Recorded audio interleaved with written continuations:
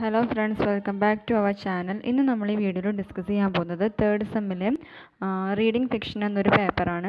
അപ്പോൾ നിങ്ങൾ ആദ്യമായിട്ടാണ് ചാനൽ കാണുന്നതെങ്കിൽ സബ്സ്ക്രൈബ് ചെയ്യുക, വീഡിയോ ഇഷ്ടമായാൽ ലൈക്ക് ചെയ്യുക, പിന്നെ നിങ്ങളുടെ ഫ്രണ്ട്സിനൊക്കെ ഷെയർ ചെയ്ത് കൊടുക്കുക. ഈ വീഡിയോ തീർച്ചയായിട്ടും നിങ്ങൾക്ക് എക്സാമിന് ഹെൽപ്ഫുൾ ആയിരിക്കുന്നതാണ്. അപ്പോൾ ഈ വീഡിയോയിൽ നമ്മൾ ഒ ഹെൻറി എഴുതിയ സ്കൂൾസ് ആൻഡ് സ്കൂൾസ് എന്നൊരു ഫിക്ഷനാണ് ഡിസ്കസ് ചെയ്യാൻ പോകുന്നത്. അമേരിക്കൻ എഴുത്തുകാരനായ വില്യം സിഡ്നി പോർട്ടർ എന്ന ഒരു എഴുത്തുകാരൻ്റെ സ്യൂഡോണിയമാണ്. സ്യൂഡോണിയം എന്ന് വെച്ചാൽ തൂലികാനാമം അല്ലെങ്കിൽ പെൻ നെയിം എന്ന് പറയാം. പെൻ നെയിമാണ് ഒ ഹെൻറി എന്ന് പറയുന്നത്. അപ്പോൾ William Sydney Porter O Henry എന്ന തൂലികാനാമത്തിലാണ് വർക്ക്സൊക്കെ എഴുതിയിട്ടുണ്ടായിരുന്നത്. അപ്പോൾ അദ്ദേഹത്തിൻ്റെ വളരെ നല്ല ഫേമസ് ആയിട്ടുള്ളൊരു ഷോർട്ട് സ്റ്റോറിയാണ് സ്കൂൾസ് ആൻഡ് സ്കൂൾസ് എന്നുള്ളത്. ഇദ്ദേഹത്തിൻ്റെ കഥകളുടെ പ്രത്യേകത എന്ന് വെച്ച് കഴിഞ്ഞാൽ ഇതിൻ്റെ ക്ലൈമാക്സിൽ അല്ലെങ്കിൽ ഏറ്റവും അവസാനത്തെ ഭാഗത്ത് സംഭവിക്കുന്ന ചില മാറ്റങ്ങളും അപ്രതീക്ഷിതമായിട്ടുള്ള ചില ട്വിസ്റ്റ് എന്നൊക്കെ പറയാം, അതൊക്കെയാണ് അദ്ദേഹത്തിൻ്റെ കഥകളെ ഫേമസ് ആക്കിയിട്ടുള്ളത്. സ്കൂൾസ് ആൻഡ് സ്കൂൾ എന്ന ഈ ഒരു ഷോർട്ട് സ്റ്റോറിയിലെ ഏറ്റവും ഇമ്പോർട്ടൻ്റ് ആയിട്ടുള്ള ക്യാരക്ടേഴ്സാണ് ഗിൽബർട്ട്, പിന്നെ ബാർബറ റോസ്, നിവേദ വാരൻ എന്നിവർ. അപ്പോൾ ഇവരുടെ ലൈഫിൽ നടക്കുന്ന സംഭവ വികാസങ്ങളിലൂടെയാണ് കഥ മുന്നോട്ട് പോകുന്നത്. അതുമാത്രമല്ല, ഇവരുടെ ലൈഫിൽ സംഭവിക്കുന്ന ചില സാധാരണ കാര്യങ്ങളിലൂടെ മനുഷ്യ മനസ്സുകളുടെ അസാധാരണമായ സ്വഭാവങ്ങളും വൈചിത്രങ്ങളൊക്കെയാണ് ഇതിലൂടെ ഈ ഒരു കഥയിൽ ഒ ഹെൻറി പോർട്രേ ചെയ്തിട്ടുള്ളത്. നമ്മുടെ ഓരോരുത്തരുടെയും പോരായ്മകളും അതുപോലെ തന്നെ കുറവുകളും ഒരു സംശയത്തിനും ഇടം നൽകാത്ത വിധത്തിൽ മറ്റുള്ളവരിൽ നിന്ന് മറച്ചു പിടിക്കുന്ന ഈ ഒരു സ്വഭാവം, അതായത് അമേരിക്കയിലെ നമ്മൾ ഏറ്റവും കൂടുതൽ കണ്ടുവരുന്ന ഒരു കൾച്ചറാണത്. അതായത് നമ്മൾ എന്ത് കുറവുണ്ടെങ്കിലും മറ്റുള്ളവരുടെ മുന്നിൽ അത് കാണിക്കാതെ അവർ ഭയങ്കര വെൽ സെറ്റിൽഡ് ആണ് എന്നൊരു ആറ്റിറ്റ്യൂഡുമായിട്ട് നടക്കുന്ന ആളുകളാണ് അമേരിക്ക പോലുള്ള രാജ്യങ്ങളിൽ. അതുപോലെ തന്നെ അങ്ങനെയുള്ള മനുഷ്യ സ്വഭാവവും പിന്നെ അമേരിക്ക എന്ന രാജ്യത്തിൻ്റെ ജീവിത രീതികളും അതുപോലെ അസാധാരണമായിട്ടുള്ള തീരുമാനങ്ങളെക്കുറിച്ചൊക്കെയാണ് ഈ ഒരു സ്റ്റോറിയിൽ അദ്ദേഹം പറയുന്നത്. ഇനി നമുക്ക് സ്റ്റോറിയിലേക്ക് കടക്കാം. ഇതിൽ വൃദ്ധനായിട്ടുള്ള, അതായത് ഒരു ഓൾഡ് മാൻ ആയിട്ടുള്ള ജെറോം വാരൻ എന്നൊരാളുണ്ട്. ഇദ്ദേഹം താമസിക്കുന്നത് 35 ഈസ്റ്റ് 50 സോഫോർത്ത് സ്ട്രീറ്റിലെ വലിയൊരു ബംഗ്ലാവിലായിരുന്നു ഇദ്ദേഹം താമസിച്ചിരുന്നത്. അയാൾ പട്ടണ മധ്യത്തിൽ ഒരു ബ്രോക്കറായിരുന്നു. വളരെ ധനികനായിരുന്ന അയാൾ ദിവസവും രാവിലെ ആരോഗ്യം സംരക്ഷിക്കാൻ വേണ്ടിയിട്ട് തൻ്റെ ഓഫീസിലേക്ക് കുറച്ച് ദൂരം നടക്കുമായിരുന്നു. ബാക്കി ദൂരം ഒരു വണ്ടി വാടകയ്ക്ക് വിളിച്ചിട്ട് യാത്ര ചെയ്യുമായിരുന്നു. ഇങ്ങനെ വയസ്സായിട്ടുള്ള ഈ ഒരു ജെറോമിന് ഗിൽബർട്ട് എന്ന പേരുള്ളൊരു ദത്തുപുത്രൻ ഉണ്ടായിരുന്നു. അവൻ അയാളുടെ ഒരു ആദ്യകാല സുഹൃത്തിൻ്റെ മകനായിരുന്നു. അപ്പോൾ അവൻ വളരെ ചെറിയ കുട്ടിയാകുമ്പോൾ തന്നെ വളരെ പ്രശസ്തനായ ഒരു പെയിൻറ്ററായി. അപ്പോൾ ഗിൽബർട്ട് എന്ന് പറയുന്ന ചെറുപ്പക്കാരൻ ഇതിൽ ഒരു പെയിൻറ്ററാണ്, വളരെ ഫേമസ് ആയിട്ടുള്ള ഒരാളാണ്. ജെറോമിന് ബാർബറ റോസ് എന്ന് പറയുന്ന ഒരു സഹോദരി പുത്രി ഉണ്ടായിരുന്നത്. അതായത് ജെറോമിൻ്റെ സഹോദരിയുടെ പുത്രിയായിരുന്നു ബാർബറ റോസ് എന്ന് പറയുന്ന പെൺകുട്ടി. ജെറോമിന് സ്വന്തമായിട്ട് ഫാമിലി ഒന്നും ഉണ്ടായിരുന്നില്ല, കാരണം അദ്ദേഹം വിവാഹമൊന്നും കഴിച്ചിട്ടില്ലായിരുന്നു. അതുകൊണ്ട് തന്നെ അദ്ദേഹം എല്ലായ്പ്പോഴും മറ്റുള്ളവരുടെ ഭാരങ്ങൾ ഏറ്റെടുക്കുകയാണ് ചെയ്തിട്ടുള്ളത്. ഇപ്പോൾ അദ്ദേഹത്തിൻ്റെ ഫ്രണ്ടിൻ്റെ മകനായ ജെറോമിനെ ദത്തെടുത്തു. അതുപോലെ തന്നെ സഹോദരി പുത്രീനെയൊക്കെ അദ്ദേഹം നോക്കുന്നുണ്ട്. അങ്ങനെ ഗിൽബർട്ടും ബാർബറയും വളരെ സൗഹാർദ്ദതയോടുകൂടിയാണ് അവിടെ കഴിഞ്ഞത്. അങ്ങനെ നമ്മുടെ ജെറോമിൻ്റെ പണം അല്പം സൂക്ഷിക്കാൻ വേണ്ടിയിട്ട് അവരൊരു കാര്യസ്ഥന്, അതായത് അവിടെ നോക്കുന്ന ഒരാൾക്ക് വേണ്ടിയിട്ട് നിർദ്ദേശം നൽകി. 30 വർഷങ്ങൾക്ക് മുന്നേ യുവാവായ ജെറോമിൻ്റെ ഡിക്ക് എന്ന പേരുള്ള ഒരു സഹോദരൻ ഈ ഒരു ഭാഗ്യം തേടി, അതായത് ഭാഗ്യം എന്ന് വെച്ചാൽ ട്രഷർ, നിധി തേടിയിട്ട് അന്യദേശത്തേക്ക് പോയിരുന്നു. പിന്നീട് അയാളെക്കുറിച്ച് ഒരു വിവരവും ഇല്ലായിരുന്നു.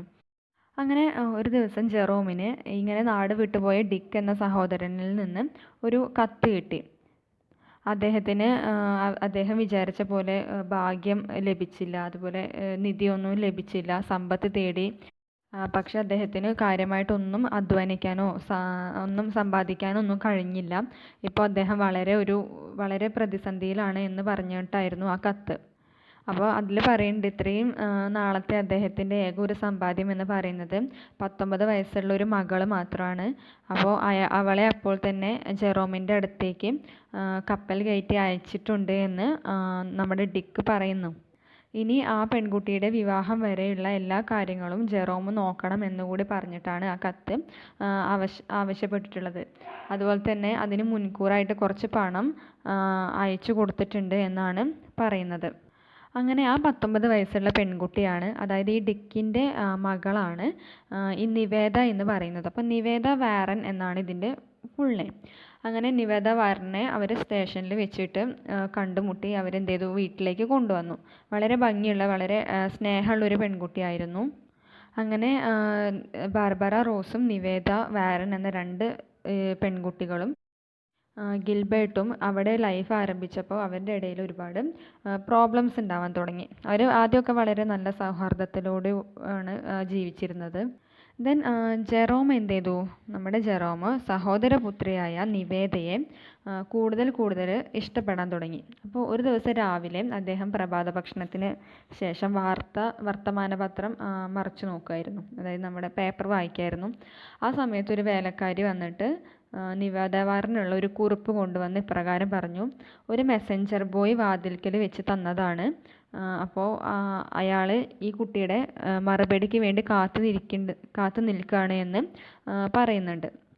അങ്ങനെ നിവേദ ആ കവർ വാങ്ങി. കവർ തുറക്കുന്നതിന് മുന്നേ തന്നെ അതിൽ ഗിൽബർട്ടിൻ്റെതാണെന്ന് അവൾക്ക് മനസ്സിലായി. കാരണം ആ കവറിൻ്റെ മുകൾ ഭാഗത്ത് ഒരു ഇതുണ്ടായിരുന്നു, ഗോൾഡ് പാലറ്റ് ഉണ്ടായിരുന്നു. അത് നമ്മൾ ഈ ചിത്രകാരന്മാർ വരയ്ക്കുന്ന, അതായത് പെയിൻ്റൊക്കെ മിക്സ് ചെയ്യാൻ വേണ്ടിയിട്ട് അവരൊരു പാലറ്റ് യൂസ് ചെയ്യും. അതിൻ്റെ ഒരു സിമ്പലായിരുന്നു അത്. അപ്പോൾ നമ്മുടെ ഗിൽബർട്ട് ഓൾറെഡി ഒരു പെയിൻറ്ററാണ്, ഒരു ചിത്രകാരനാണെന്ന് നമ്മൾ നേരത്തെ പറഞ്ഞല്ലോ. അങ്ങനെ നിവേദ കത്ത് തുറന്നിട്ട് അതിൻ്റെ ഉള്ളടക്കം, അതായത് കത്തിൽ എഴുതിയിട്ടുള്ള കാര്യങ്ങൾ വളരെ ശ്രദ്ധയോടെ വായിച്ചു. എന്നിട്ട് എന്ത് ചെയ്തു, അവളുടെ അങ്കിളായ ജെറോമിൻ്റെ അടുത്തേക്ക് പോന്നു. അപ്പോൾ ജെറോമിനോട് ചോദിക്കുന്നുണ്ട്, ഗിൽബർട്ട് നല്ല ആൺകുട്ടിയല്ലേ എന്ന് ചോദിക്കുന്നുണ്ട്. അപ്പോൾ ഗിൽബർട്ട് പറയുന്നു, എന്താ സംശയം, നല്ല ആൺകുട്ടിയാണ് അവൻ, നല്ല ഒരു ആളാണ് എന്ന് പറയുന്നുണ്ട്. അങ്ങനെ ഗിൽബർട്ട് നിവേദയ്ക്ക് കൊടുത്ത ആ ലെറ്റർ ജെറോമിൻ്റെ കയ്യിൽ നിവേദ കൊടുക്കുന്നു. അപ്പോൾ അതിൽ എഴുതിയിട്ടുള്ളത് എന്താണെന്ന് വെച്ചാൽ, ബാർബറ റോസിൻ്റെ കൂടെയും ഗിൽബർട്ടിൻ്റെ കൂടെയും വൈകുന്നേരം ഉല്ലാസയാത്രയ്ക്ക് പോകാൻ വേണ്ടിയിട്ട്, ഒരു ചെറിയൊരു ട്രിപ്പ് പോകാൻ വേണ്ടിയിട്ട് തയ്യാറാണോ എന്ന് ചോദിച്ച് എഴുതിയൊരു കത്തായിരുന്നു അതിലുണ്ടായിരുന്നത്. അങ്ങനെ പോകുന്നത് ശരിയാണോ എന്ന് ജെറോമിനോട് നിവേദ ചോദിക്കുന്നുണ്ട്. പക്ഷേ ജെറോമിന് കുഴപ്പമൊന്നും ഉണ്ടായിരുന്നില്ല, കാരണം പോകുന്നത് നല്ലതാണ് എന്ന് തന്നെ പറയുന്നു.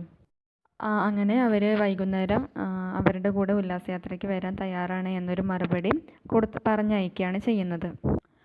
അപ്പോൾ ജെറോം പറഞ്ഞു, അതിന് മറുപടിയായിട്ട് ലെറ്റർ പോലെ എഴുതി കൊടുക്കുന്നതല്ലേ നല്ലത് എന്ന് ചോദിക്കുന്നുണ്ട്. പക്ഷേ നിവേദ പറഞ്ഞു, ഓക്കെ, അത് കുഴപ്പമില്ല, അത് സാരമില്ല എന്ന് പറയുന്നുണ്ട്. അങ്ങനെ 2 മാസം കടന്നുപോയി. ദെൻ അവിടെ ബാർബറ വലിയൊരു ബംഗ്ലാവിൻ്റെ പഠനമുറിയിൽ ഇരിക്കുമായിരുന്നു. അത് അവൾക്ക് ഏറ്റവും ഇഷ്ടപ്പെട്ടൊരു സ്ഥലമായിരുന്നു. അവിടെ ബാർബറ റോസ് തനിച്ചായിരുന്നു. അങ്ങനെ അവളുടെ അങ്കിളായ ജെറോമും നിവേദയും നാടകശാലയിലേക്ക് പോയിരിക്കുകയായിരുന്നു. പക്ഷേ ബാർബറ മാത്രം അങ്ങോട്ട് പോയില്ല.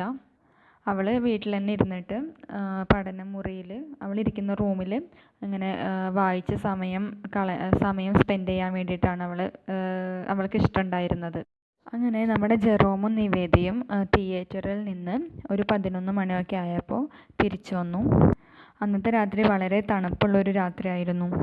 വീട്ടിലെത്തിയിട്ട് നമ്മുടെ ജെറോം എന്ത് ചെയ്തു, ചൂടുവെള്ളം നിറച്ച് വെച്ച കുപ്പികൾ എടുക്കുന്നതിനായി മുകളിലത്തെ നിലയിലേക്ക് പെട്ടെന്ന് പോയി. അതുപോലെ തന്നെ നിവേദ അവളുടെ പഠനമുറിയിലേക്കും പോയി.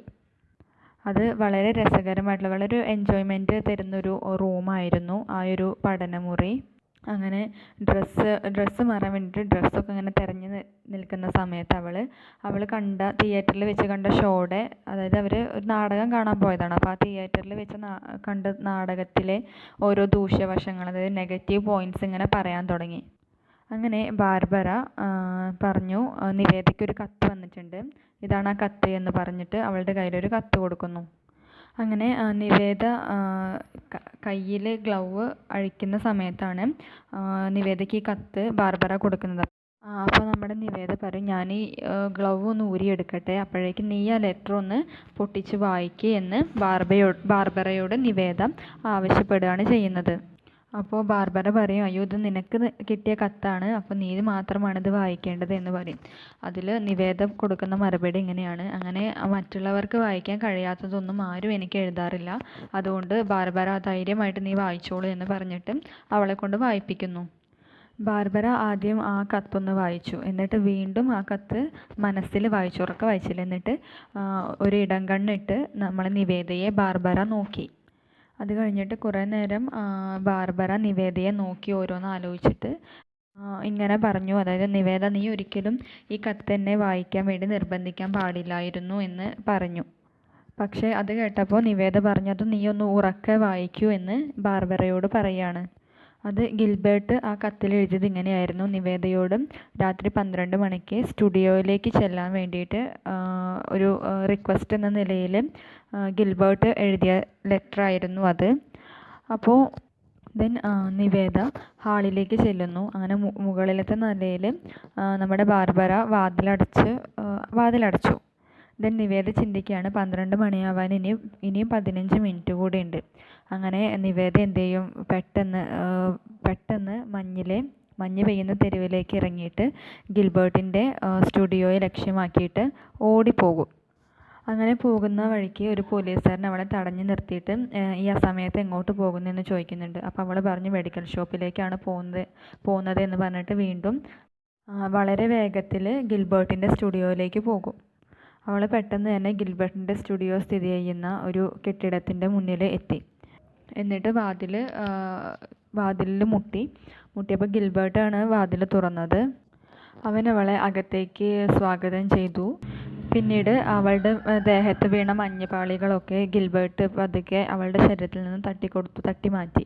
പിന്നീട് ഗിൽബർട്ട് നിവേദയോട് ചോദിച്ചു, താൻ എൻ്റെ കത്ത് വായിച്ചിരുന്നോ എന്ന്. അപ്പോൾ നിവേദ പറഞ്ഞു, അത് കഴിഞ്ഞിട്ട് ഞാനും അതൊന്ന് നോക്കിയെന്ന് ഗിൽബർട്ടിനോട് നിവേദ പറയുന്നു. ശരിക്കും അവളൊരു മാരേജ് പ്രപ്പോസലിന് വേണ്ടിയിട്ടായിരുന്നു നിവേദയെ ഗിൽബർട്ട് ക്ഷണിച്ചത്. അപ്പോൾ ഗിൽബർട്ടിന് നിവേദയെ ഇഷ്ടമായിരുന്നു. അപ്പോൾ അവളെ അവിടെ വെച്ചിട്ട് പ്രപ്പോസ് ചെയ്തു.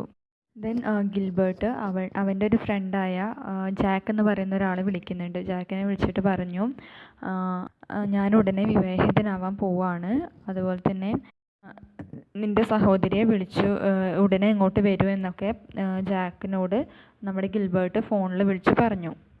എന്നിട്ട് നിവേദ ഇരിക്കുന്ന റൂമിൽ പോയിട്ട് ഗിൽബർട്ട് പറയും, അവൻ്റെ ഫ്രണ്ട് ജാക്കും പിന്നെ അവൻ്റെ സഹോദരി ഇങ്ങോട്ട് വരുന്നുണ്ട് എന്ന് പറയുന്നുണ്ട്. പിന്നീട് ഗിൽബർട്ട് ചോദിക്കും, ഞാൻ കൊടുത്തയച്ച കത്ത് നിൻ്റെ കയ്യിലുണ്ടോ, അത് എവിടെയാണ് എന്ന് നമ്മുടെ ഗിൽബർട്ട് നിവേദയോട് ചോദിക്കും. അപ്പോൾ നിവേദ പറയും, അത് എൻ്റെ കയ്യിൽ തന്നെ ഉണ്ട് എന്ന് പറഞ്ഞിട്ട് പോക്കറ്റിൽ നിന്ന് ആ കത്ത് എടുത്ത് കൊടുക്കും. ഗിൽബർട്ട് മറ്റൊരു റൂമിലേക്ക് പോയിട്ട് കാറ്റും മഴയൊന്നും കൊള്ളാതിരിക്കാനുള്ള നല്ലൊരു കോട്ട് എടുത്തു കൊണ്ടുവന്നു. എന്നിട്ടത് അവൾക്ക് നേരെ നീട്ടിയിട്ട് പറയും, ഇത് കയ്യിൽ വെച്ചോളൂ, നമുക്ക് ഒരുപാട് ദൂരം പോകേണ്ടതുണ്ട് എന്ന് പറയും.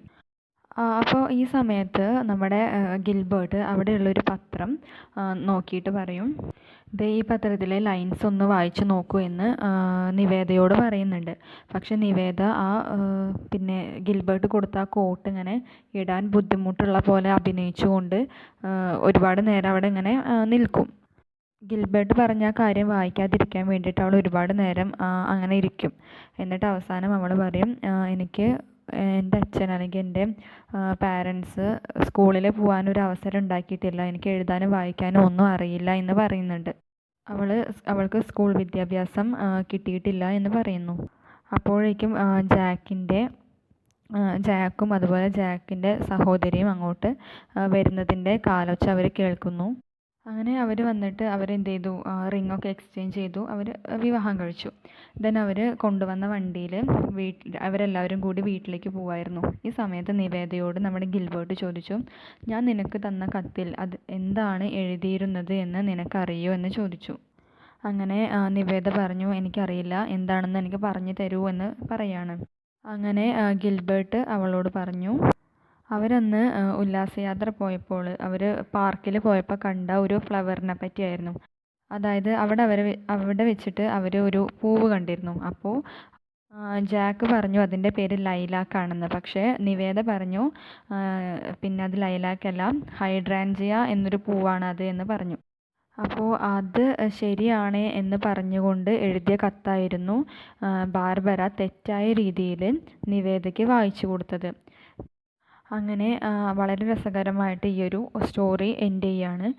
ഇവിടെ നമ്മൾ നോക്കേണ്ട കാര്യം, നമ്മൾ നേരത്തെ പറഞ്ഞു സ്വന്തം കുറവുകളെ മറച്ചു വെച്ച് മറ്റുള്ളവരുടെ മുന്നിൽ താൻ എന്തൊക്കെയോ ആണ് എന്ന് കാണിക്കാനുള്ള ഒരു ആറ്റിറ്റ്യൂഡായിരുന്നു പിന്നെ നിവേദയുടെ. അതായത് അവൾക്ക് എന്തൊക്കെയോ കുറവുകളുണ്ട്, പക്ഷെ അത് മറ്റുള്ളവർ അറിഞ്ഞു കഴിഞ്ഞാൽ എന്തായിരിക്കും തന്നെക്കുറിച്ച് വിചാരിക്കുക എന്നുള്ളൊരു മനോഭാവമായിരുന്നു നിവേദയ്ക്ക് ഉണ്ടായിരുന്നത്.